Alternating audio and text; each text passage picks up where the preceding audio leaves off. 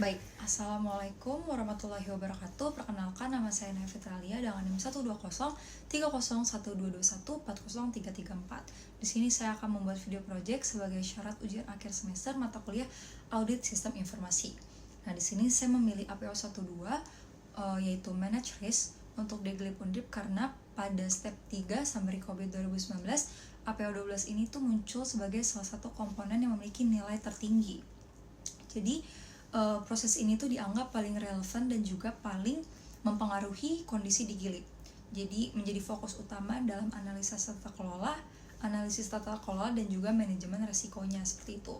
Nah, untuk penilaian terhadap di Gilip Undip, menurut saya pribadi di Gilip Undip ini tuh berada pada level 3 atau established process kayak gitu kan. Karena secara umum di Gilip Undip itu tuh sudah punya proses dasar untuk mengelola resiko IT. Hal ini tuh bisa dilihat dari adanya sistem login, akses data yang terkontrol, dan juga fitur-fitur layanan digital yang berjalan secara stabil seperti itu.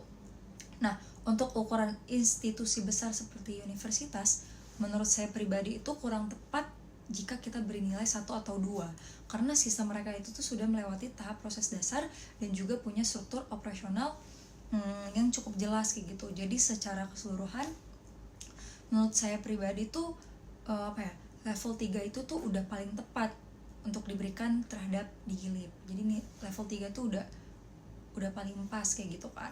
Menurut saya agar di Gilip ini dapat meningkat level, itu tuh di Gilip perlu memperkuat proses manajemen resiko IT secara lebih terstruktur. Jadi di Gilip itu tuh kan harus membuat dan mempublikasikan kebijakan resmi seperti privacy policy, terus juga prosedur penanganan insiden dan juga strategi mitigasi risiko. Agar apa? Agar pengguna dan pihak internal itu tuh mengerti secara jelas tentang tata cara risiko yang dikelola seperti itu.